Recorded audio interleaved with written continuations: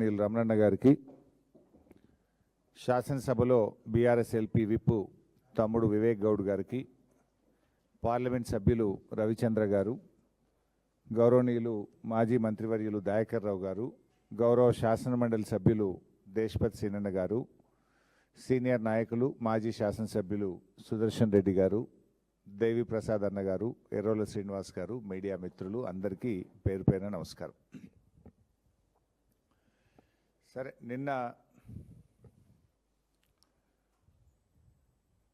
కేసీఆర్ గారు గౌరవనీయులు జీవన్ రెడ్డి గారి చేరిక కోసం జగిత్యాల వెళ్ళే సభ ఉందనే విషయం మనందరికీ తెలుసు, ముందుగానే డిసైడ్ అయింది.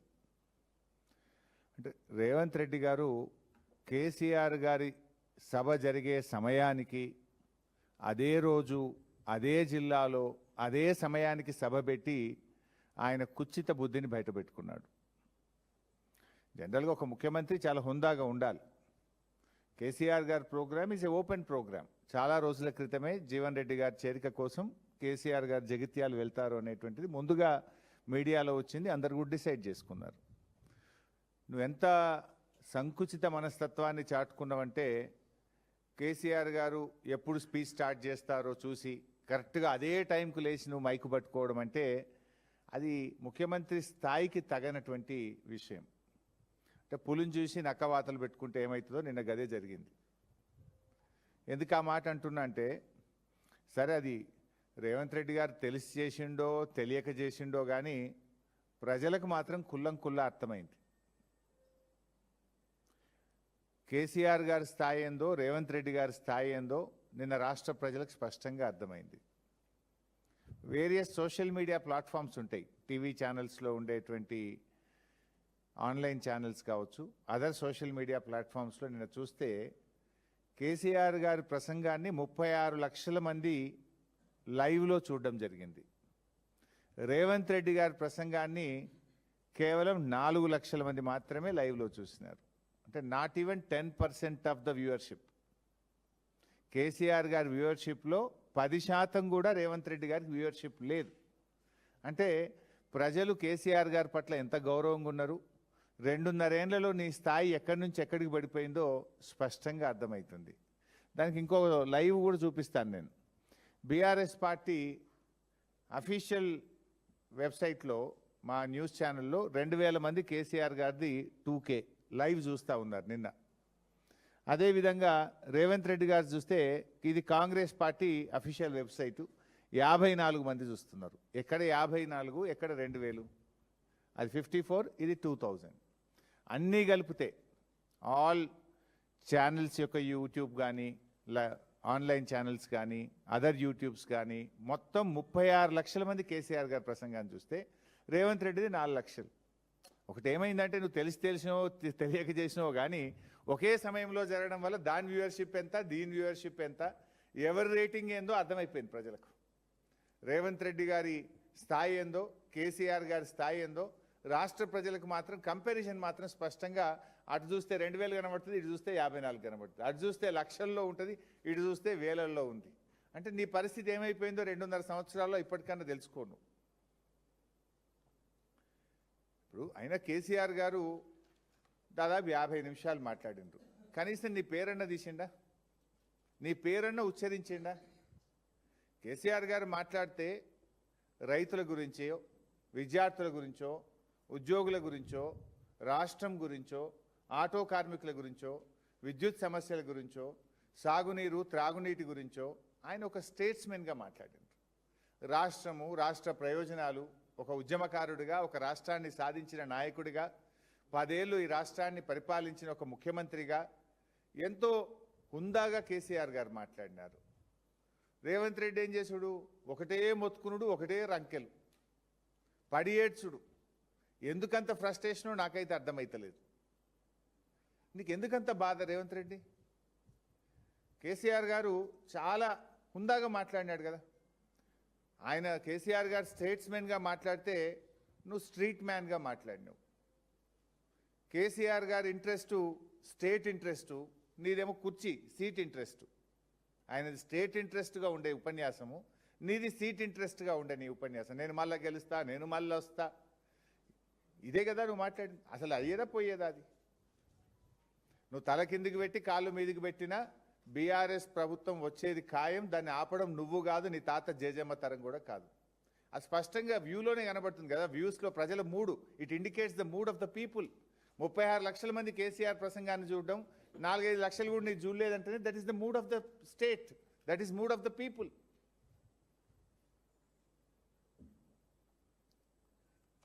ఇక కేసీఆర్ గారు ఆయన మాట్లాడిన దాంట్లో కనీసం నువ్వు బాధ్యతగా ఒక ముఖ్యమంత్రిగా వాటిని తీసుకో, ఆ సూచనలు తీసుకో. ఏమైనా కొంత అయినా చేయగలిగితే చెయ్యి.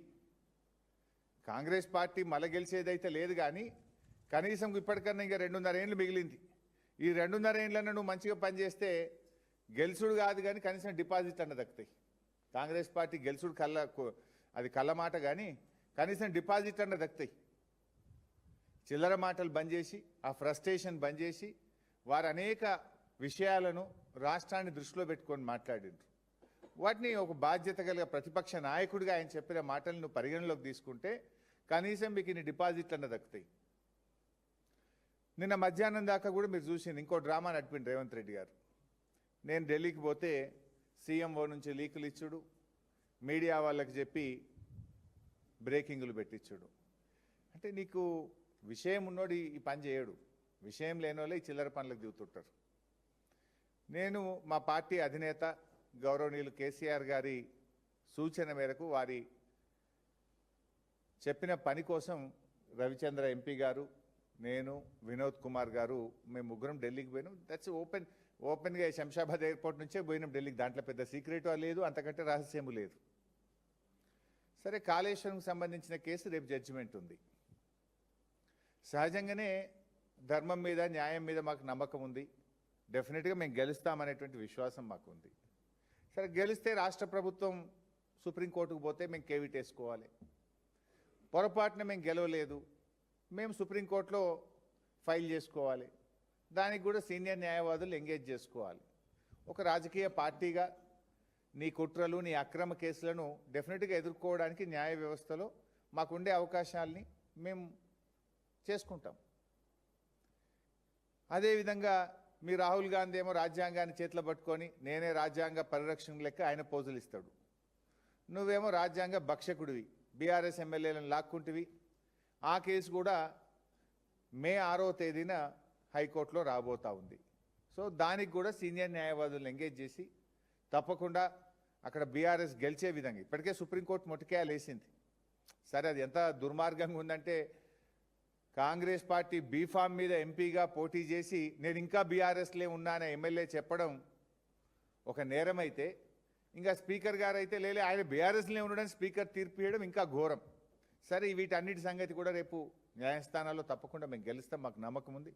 దానికి సంబంధించి కూడా సీనియర్ న్యాయవాదులను ఎంగేజ్ చేసి ఫర్దర్గా కేసు పర్సుయేషన్ కోసం కూడా మాట్లాడడానికి వెళ్ళాం.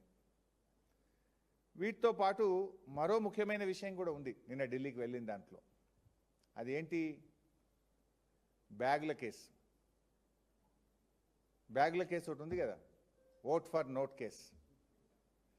ఆ కేసు కూడా రేపు సుప్రీంకోర్టులో మధ్యాహ్నం 3:30కు వస్తుంది. రేపు మధ్యాహ్నం 3:30కు రేవంత్ రెడ్డి పట్టపగలు 50 లక్షల నగదుతో బ్యాగులతో దొరికిన కేసు రేపు మధ్యాహ్నం 3:30కు సుప్రీంకోర్టులో వస్తుంది. సో ఈ ఓటుకు నోటు దొంగ భరతం పట్టడానికి కూడా నిన్న ఢిల్లీలో న్యాయవాదులతో మాట్లాడడానికి వెళ్ళాం. రెడ్ హ్యాండెడ్గా నువ్వు పట్టపగలు దొరికినావు. కానీ ఇవాళ ఏమైపోయింది? కంప్లైనెంటు నువ్వే, ముద్దాయివి నువ్వే అయిపోయినావు. దురదృష్టవశాత్తు నువ్వు రాష్ట్రానికి హోంమంత్రివి నువ్వే, ముఖ్యమంత్రివి నువ్వే. ఓటుకు నోటు కేసులో పట్టపగలు రెడ్ హ్యాండెడ్గా దొరికిన దొంగవు నువ్వే. రెండు నువ్వే అయిపోయినావు ఇప్పుడు. సో నువ్వేం చేస్తున్నావు ఇప్పుడు? ప్రభుత్వం తరఫునేమో ఒక పేరు, మనం ఎప్పుడు పేరు వినని ఒక నామమాత్రపు న్యాయవాదినేమో ప్రభుత్వం తరఫున పెట్టిండు. ఇక దొంగ కదీనా. రేవంత్ రెడ్డి తరఫునేమో ప్రముఖ పేరుగాంచిన, భారతదేశంలోనే పేరుగాంచిన అడ్వకేట్లను ఆయన పెట్టుకున్నాడు. ఇది మాకు తెలియదా ఒక ప్రతిపక్షంగా? బీఆర్ఎస్ పార్టీ ఇప్పటికే ఓట్ ఫర్ నోట్ కేసులో ఇంప్లీడ్ అయి ఉన్నది.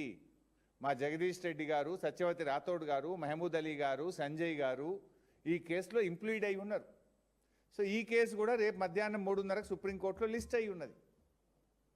మాకు మా న్యాయవాదులు ఆల్రెడీ ఇండికేషన్ ఏమి ఇచ్చిండ్రు, గవర్నమెంట్ తరఫునేమో గౌరవ్ అగర్వాల్ అని, మనమైతే పేరు ఎప్పుడు వినలే, ఒక న్యాయవాదిని పెట్టిండ్రు.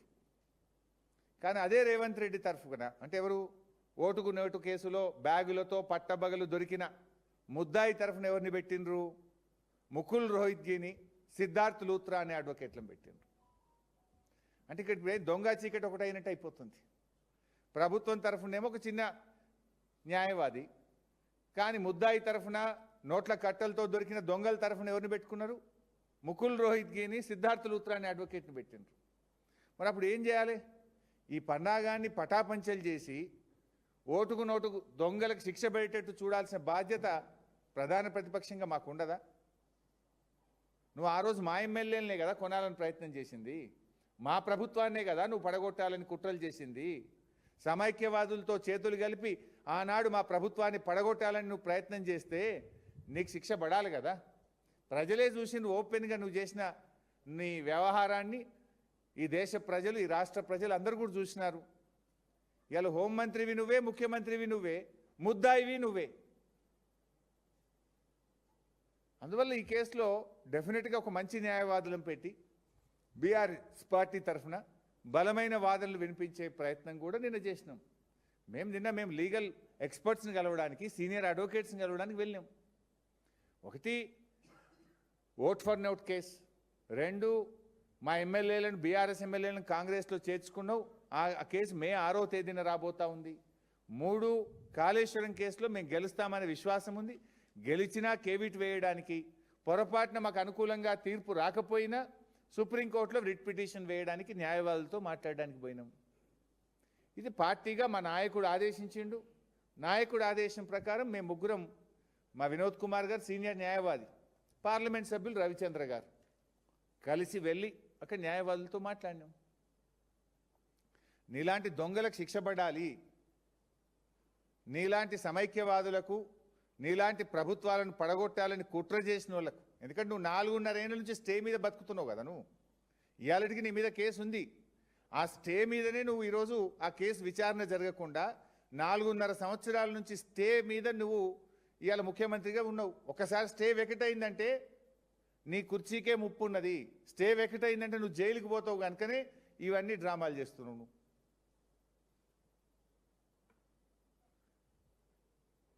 ఇవాళ మొన్న ఏం జరిగిందో నేనే బయట పెట్టినా. రాత్రేమో రాహుల్ గాంధీతో ఉన్నాడు, పొద్దుగాలు లేచే వరకు ప్రముఖ ఆర్ఎస్ఎస్ నాయకుడు, బీజేపీ ప్రభుత్వ కేంద్ర మంత్రి శ్రీనివాస్ వర్మ ఇంట్లో పొద్దుగాల టిఫిన్కు తేలిండు. నీకు అలవాటు, పొద్దుకి కాంగ్రెస్, పొద్దుగాల బీజేపీ వాళ్ళ ఇంట్లో టిఫిన్లు తినుడు, సాట్ కార్లలో తిరుగు నీకు అలవాటు. మేము బాజాప్తానే చేస్తాం ఏం చేసినా.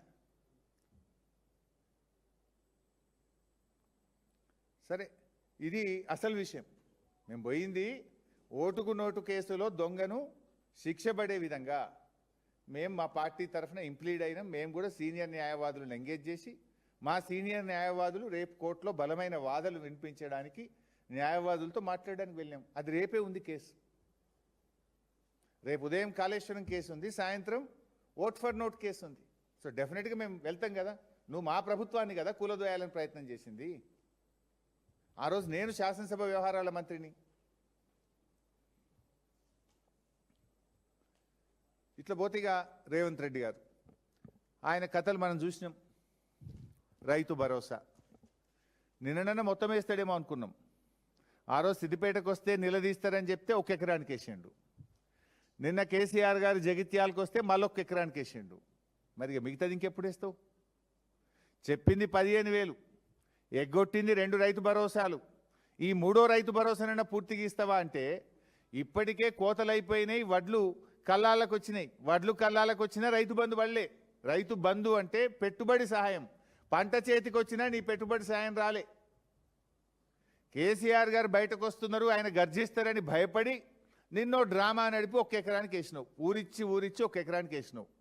అంటే ఇక మళ్ళీ మిగతాది పడాలంటే మళ్ళొక్కసారి కేసీఆర్ బయటకు రావాలి. ఇక ఇట్లా ఎన్నిసార్లు రావాలి? అంటే కేసీఆర్ గారు ప్రశ్నిస్తే తప్ప బీఆర్ఎస్ పోరాడితే తప్ప రైతు బంధు పడే పరిస్థితి ఉండదా? నువ్వు ఆ రోజు ఏం చెప్పినావు?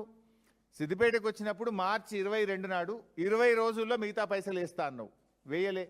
అంతకుముందు ఏం చెప్పినావు? మున్సిపల్ ఎన్నికల్లో లబ్ధి పొందడానికి మిర్యాలగూడలో మున్సిపల్ సభలో మాట్లాడుతూ ఎన్నికల కోడ్ అయిపోగానే రైతు భరోసా ఇస్తా అన్నావు, వేయలే. సిద్దిపేటలో చెప్పినావు, వేయలే. నిన్న కేసీఆర్ గారు వెళ్తే మొత్తం వేస్తున్నా అన్నావు, మళ్ళీ 1 ఎకరానికి వేసినావు. అంటే 3 5,000 కోట్లు పడ్డాయి, ఇంకా 4,000 కోట్లు పడాలి. అవి ఎప్పుడు వేస్తావు? అంటే నువ్వు ఇలా కేవలం మాటలు చెప్తూ కేసీఆర్ గారి మీటింగ్ను ఏదో నేను డైవర్ట్ చేస్తా అనేటువంటి ఒక పిచ్చి భ్రమల్లో ఓ సభ పెట్టుకొని రైతు భరోసా ఇస్తున్నాను ఒక డ్రామా ఆడినావు. రైతులకు అర్థమైతలేదా? ఇంత కేసీఆర్ పుణ్యమే ఆయనతో పడ్డాయి 2,000 కోట్లు, లేకపోతే అవి కూడా పడకపోతుండే అర్థమవుతుంది కదా. మిగతా ఎప్పుడు వేస్తావు నువ్వు? మరి పోయినసారి 9 రోజులు వేసినా అని డైలాగ్ కొట్టినావు. మరి ఇప్పుడు ఏమైంది? ఇప్పుడు 6 నెలలు అయిపోయింది. 6 నెలల కింద పడాల్సిన రైతు బంధు ఇప్పటికి వల్లే కేవలం 5,000 కోట్లు మాత్రమే పడ్డాయి, ఇంకా 4,000 పడాలి. బడా కాంట్రాక్టర్లకు ఉంటాయి కానీ రైతులంటే నీకు ఉండవు. కాళేశ్వరం ప్రాజెక్టు గురించి నిన్న ఒక విషయంలో ఆయనకు థ్యాంక్స్ చెప్పాలి. రేవంత్ రెడ్డి గారికి నేను థ్యాంక్స్ చెప్పాలని కూడా అనుకుంటున్నాను. మొన్నటిదాకా ఒకటి ఏమన్నాడంటే కాళేశ్వరం కుప్పగూలింది అన్నాడు, కాళేశ్వరం కూలిపోయింది అన్నాడు, కాళేశ్వరం 1,00,000 కోట్లు కొట్టుకపోయింది అన్నాడు. నిన్న మాత్రం ఒక సత్యం చెప్పిండు. మేడిగడ్డ 2 పిల్లర్లు గుంగినాయి, దాన్ని రిపేర్ చేస్తాం, కాళేశ్వరం వాడుకుంటాము అన్నాడు. మరి కుప్పగూలితే 2 పిల్లర్లు రిపేర్ అవుతుందా? కుప్పగూలితే మొత్తం కూలిపోవాలి కదా. కాళేశ్వరం మొత్తం కూలిపోతే మొత్తం కొత్తగా కట్టాలి. కూలేశ్వరం అయిందంటే మొత్తం కట్టాలి కదా కొత్తగా. మొత్తం కుప్పగూలిపోయిందంటే మరి మొత్తం 1,00,000 కోట్లతో కొత్తగా కట్టాలి కదా. నిన్నేమంటుండు? 2 పిల్లర్లు పోయినాయి, దాన్ని రిపేర్ చేస్తాం, తొందరగా రిపేర్ చేసి వాడుకుంటాం. అది కూడా నీకు ఎప్పుడు సోయొచ్చింది? సైంటిస్టులు